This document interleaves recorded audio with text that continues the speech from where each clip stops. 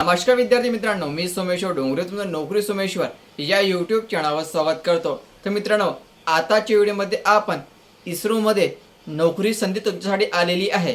तर याच भरतीबाबतची संपूर्ण माहिती पाहणार। तर यासाठी तुम्ही हा व्हिडिओ शेवटपर्यंत पाहायचा आणि चॅनलवर नवीन असेल चॅनलला सबस्क्राइब करायला विसरू नका। इस्रोमध्ये वेगवेगळ्या पदांची या ठिकाणी भरती निघालेली असून पात्रता पण पदानुसार वेगवेगळी असणार आहे। तर आता आपण पाहणार आहोत यामध्ये कोणकोणत्या पदांचा समावेश आहे, याची पात्रता काय मागितली आहे आणि तुम्हाला अर्ज या ठिकाणी कशा प्रकारे भरावा लागेल। तर बघा मित्रांनो, Indian Space Research Organisation ISRO, ठीक आहे, या ठिकाणी भरती निघालेली आहे, कायमस्वरूपी भरती आहे मित्रांनो, ठीक आहे। तर या ठिकाणी पदाची नाव दिलेली आहे असिस्टंट, याची एकूण जागा असणार आहे 27 आणि कोणत्या कासाठी किती जागा हे पण या ठिकाणी दिलेले आहे आणि यामध्ये महत्त्वाचा झोननुसार जागा दिलेली आहे, अहमदाबाद, बेंगलुरू, म्हणजे कोणत्या झोनमध्ये किती जागा हे पण तुम्हाला अर्ज भरताना चेक करावं लागेल। अहमदाबादमध्ये 27 आहे तर बेंगलुरूमध्ये 26 आहे, त्या गोष्टी अर्ज भरताना लक्षात ठेवायच्या।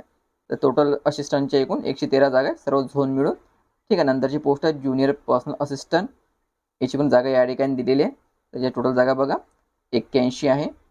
नंतर आहे अप्पर डिव्हिजन क्लर्क, याच्या एकूण जागा दिलेली आहे फक्त 22। नंतर स्टेनोग्राफर, याच्या एकूण जागा दिलेली आहे 10।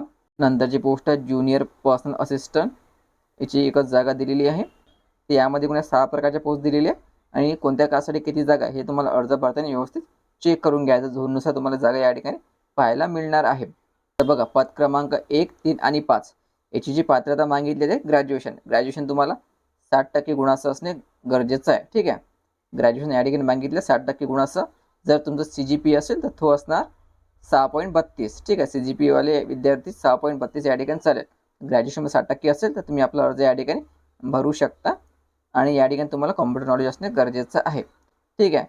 आणि पद क्रमांक 2, 4 आणि 6 ज्युनियर पर्सनल असिस्टंट स्टेनोग्राफर, ठीक आहे, याची जी पात्रता मागितली आहे ते मागितले ग्रॅज्युएशन 60% गुणांसह उत्तीर्ण, ठीक आहे। पात्रता संपूर्ण दिलेली आहे, व्यवस्थित चेक करून घ्यायची।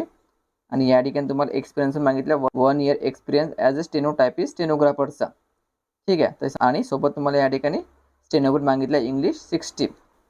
तर वयोमर्यादा असणार आहे 28 वर्षापर्यंत ओपन कॅटेगरीला, OBCला 31 वर्षापर्यंत आणि SC STला 33 वर्षापर्यंत, ठीक आहे। ही वयोमर्यादा तुमची 16 ऑगस्ट 2026 नुसार ठरवण्यात आलेली आहे। तर अर्ज हा जो आहे हा तुम्हाला ऑनलाईन भरायचा आहे आणि याची अंतिम तारीख असणार आहे 16 ऑगस्ट।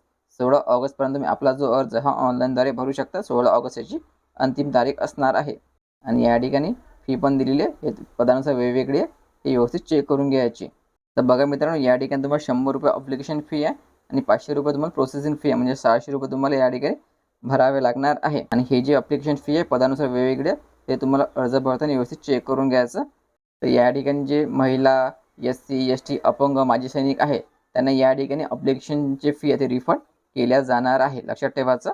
बाकी विद्यार्थ्यांना रिफंड होणार आहे, फक्त याच कॅटेगरीना महिलांना हे फी रिफंड केल्या जाईल। तर या ठिकाणी तुमची लिखित एक्झाम होणार आहे, ठीक आहे। पद क्रमांक 1, 3, 5 यासाठी ठिकाणी या सिलेबस दिलेला आहे आणि पद क्रमांक 2, 4, 6 या ठिकाणी त्यांचा सिलेबस दिलेला आहे, ठीक आहे। तर एक्झाम पॅटर्न पण या ठिकाणी दिलेला आहे, व्यवस्थित चेक करून घ्यायचं। General English, quantitative aptitude, general intelligence and reasoning ability, general knowledge आणि पदानुसार सिलेबस हा मित्रांनो वेगवेगळं आहे।